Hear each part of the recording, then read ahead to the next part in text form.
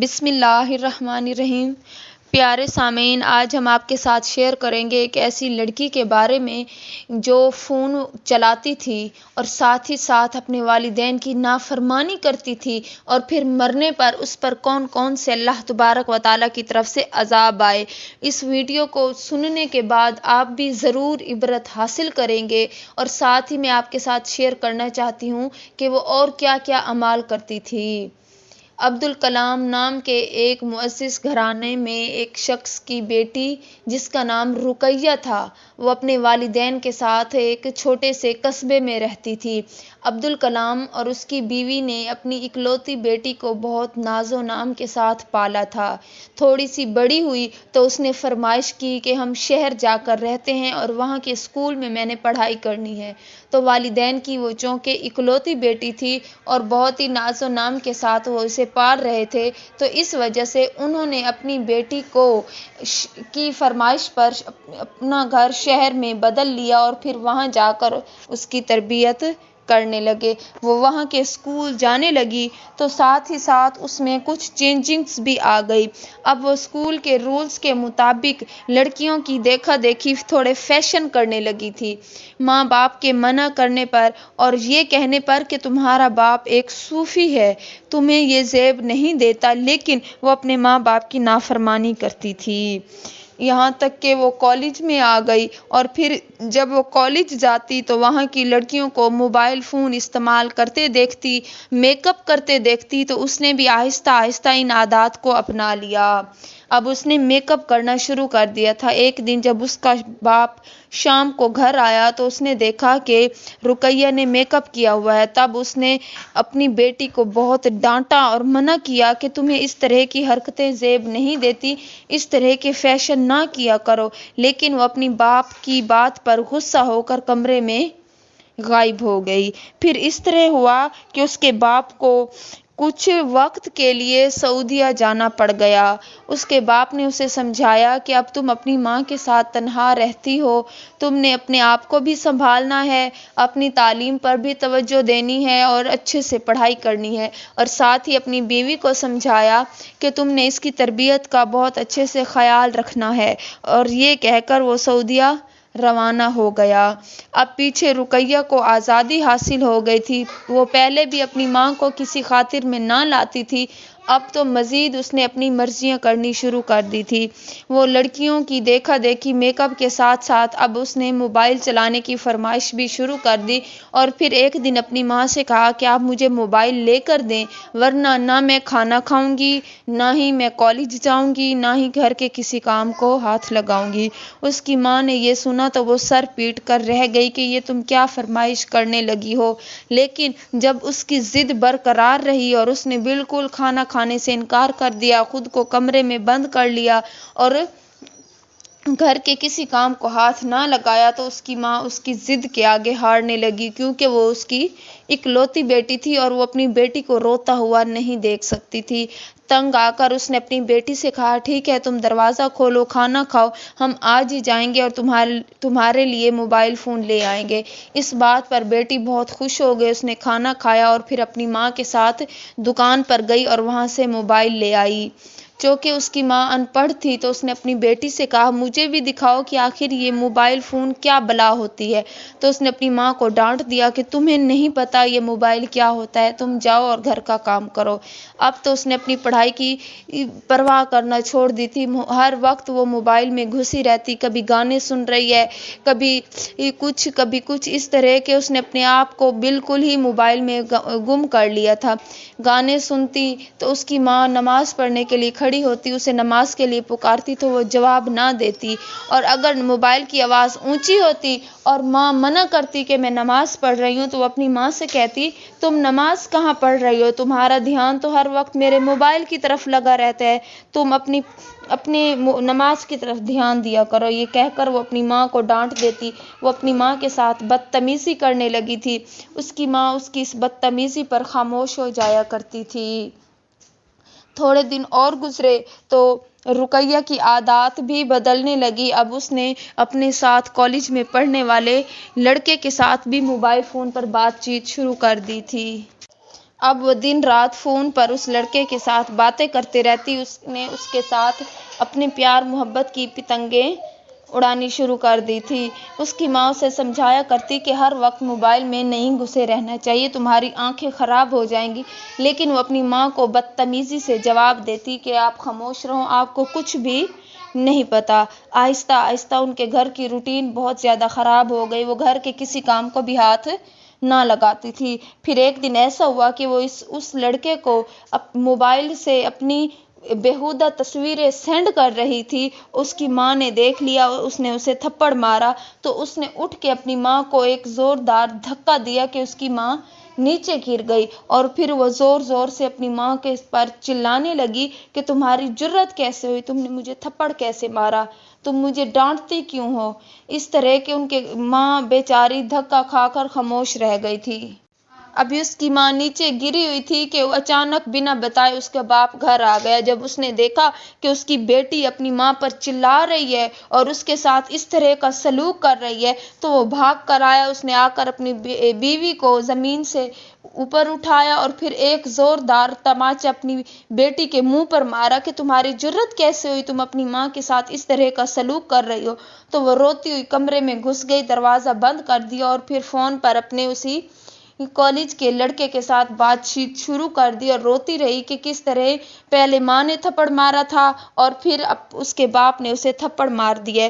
تو وہ لڑکا اسے اور مزید بہکانے لگا کہ تمہارے ماں باپ تمہاری پرواہ نہیں کرتے، انہیں تم سے کوئی پیار ہی نہیں ہے، تم ایسا کرو، تمہارا باپ جو کچھ کما کر لایا ہے اور جو کچھ تمہاری ماں کے پاس موجود ہے وہ سب کچھ تم اٹھا کر میرے پاس آج رات کو چلی آؤ، ہم مل کر شادی کر لیں گے۔ وہ 19 سال کی لڑکی جو موبائل چلانے کے ساتھ ساتھ بہکاوے میں آتی چلی گئی تھی، اب اس نے یہ کیا کہ آدھی رات کو اٹھی، اپنے باپ کے پاس جتنے اس کے روپے پیسے پڑے تھے وہ اٹھائے، اپنی ماں کا زیور اٹھایا اور آدھی رات کو گھر سے باہر نکل آئی جہاں لڑکا اس کا انتظار کر رہا تھا۔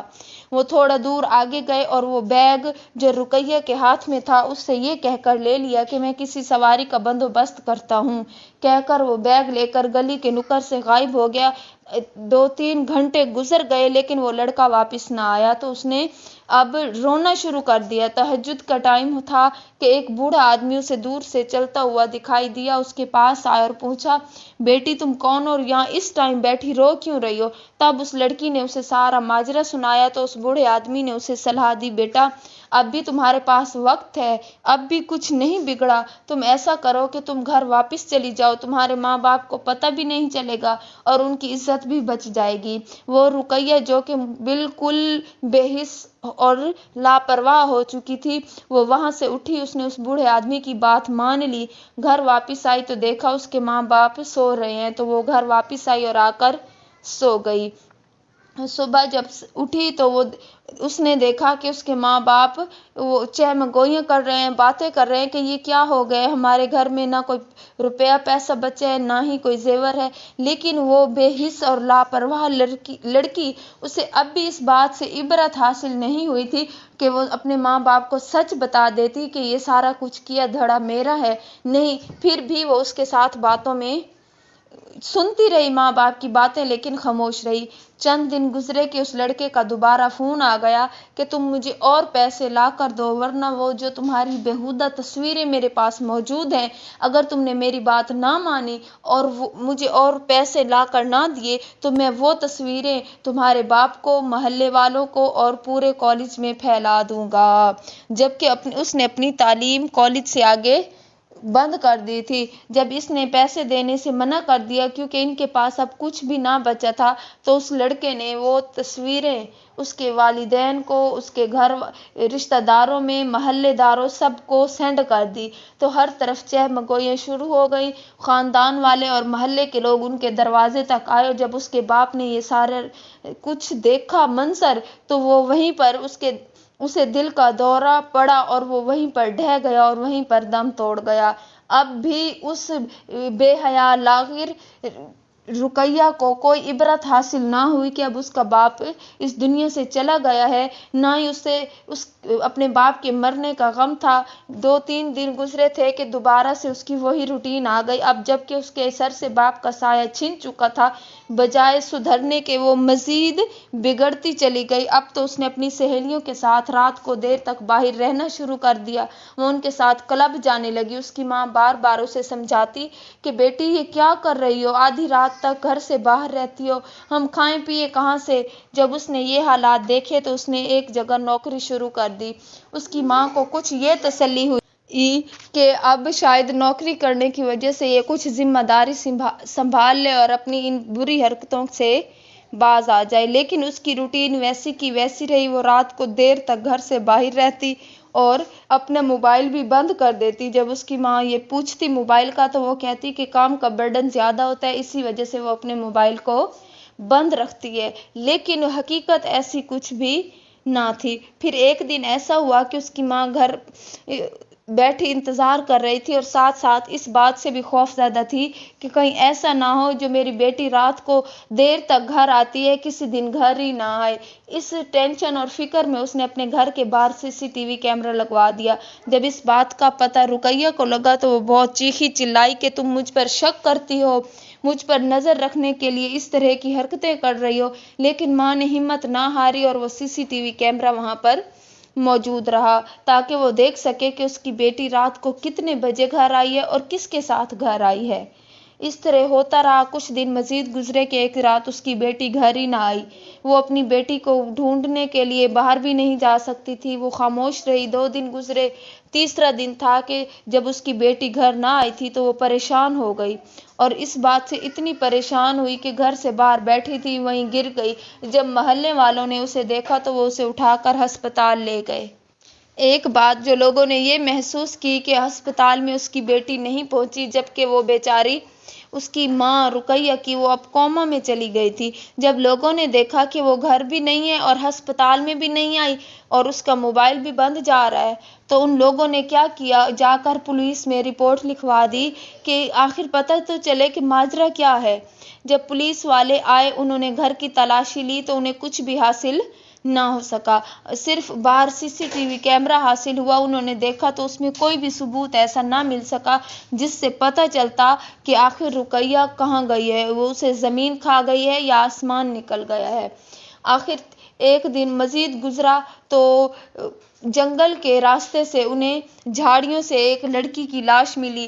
لاش کیا تھی، وہ بے ہوش تھی۔ اس لڑکی کو ہسپتال لایا گیا تو پتہ چلا کہ وہ رقیہ ہے اور وہ اتنی بے ہوش تھی کہ جنگلی جانوروں نے اسے کچھ نوچ کھایا تھا اور پھر وہاں پر وہ زندگی کی بازی ہار گئی۔ اب محلے والوں نے، جو وہاں شہر کے محلے والے تھے، انہوں نے اس بات کو اپنی ذمہ داری سمجھا کہ کسی نہ کسی طرح اس کے کفن دفن کا انتظام کیا جائے۔ چونکہ وہ اسے درندوں نے نوچ کھایا تھا اور وہ زخمی حالت میں ہسپتال لائی گئی تھی، لیکن اس کی جب ظاہری بات ہے وہ دم توڑ گئی تو اس کی مرہم پٹیاں بھی زیادہ نہ کی گئی اور پھر جب اسے گھر لایا گیا اور نہلانے والی عورت کو بلایا گیا تو جیسے ہی انہوں نے اس پر پانی ڈالا تو اس رقیہ کے جسم سے ایک بدبو سی نکلنے لگی جس کی وجہ سے عورتیں پیچھے ہٹ گئی اور پھر جا کر باہر مردوں سے کہنے لگی آپ ایسا کریں، اسے ایسے ہی دفنا دیں کیونکہ اس کے جسم سے بو آ رہی ہے اور اسے نہلانا جو ہے وہ ہم سے نہیں ہو رہا۔ تب اس محلے کے معزز لوگوں نے کہا نہیں ایسا نہیں ہو سکتا، وہ ایک مسلمان لڑکی تھی اور ساتھ ہی ساتھ بے شک وہ اپنے والدین کی نافرمان تھی، لیکن مسلمان ہونے کے ناطے اس کا حق ہے کہ اسے غسل بھی دیا جائے اور اسے کفن دفن بھی دیا جائے، لہٰذا تم لوگ اپنے چہرے کو ڈھانپ کر ہر حال میں اسے غسل دو۔ غسل دینے کے بعد جب اسے کفن پہنا لیا گیا اور ابھی جنازہ پڑھنے کے لیے لایا ہی نہ گیا تھا کہ زوردار بارش شروع ہو گئی۔ بارش اتنی ہوئی کہ 2 دن مسلسل بارش برستی رہی، قدم گھر سے باہر نکالنا مشکل ہو گیا اور رقیہ کے جسم سے بدبو زیادہ سے زیادہ بڑھتی چلی گئی۔ اب لوگ پریشان تھے، انہوں نے امام مسجد سے کہا کہ کیا کیا جائے، بارش طوفان ہے وہ رکنے کا نام نہیں لے رہا اور رقیہ کے جسم سے بدبو جو ہے وہ بڑھتی جا رہی ہے، کہیں ایسا نہ ہو کہ بیماریاں پیدا ہو جائیں جو ہم سب کو اپنی لپیٹ میں لے لے۔ تو امام مسجد نے کہا آج رات ہم ہر حال میں اسے دفن کر کے رہیں گے۔ تب انہوں نے چھاتے منگوائے اور انتظام کیا۔ جیسے ہی قبرستان پہنچے، ایک قبر کھودی تو اس میں پانی گھس گیا، پھر دوسری قبر کھودی گئی تو بھی یہی حال ہوا۔ بمشکل اسے ایک قبر میں رکھا جانے لگا، لیکن وہ اتنی وزنی ہو گئی تھی اس کی لاش کہ کسی سے اٹھائی بھی نہیں جا رہی تھی۔ تب وہاں پر ایک آدمی آیا، اس نے کہا کہ میں نے خواب دیکھا ہے کہ ہم رقیہ کو دفن کر رہے ہیں اور اس کے ساتھ ہم نے اس کا گھر میں موجود ساؤنڈ سسٹم اور موبائل وغیرہ اس کے ساتھ رکھ رہے ہیں۔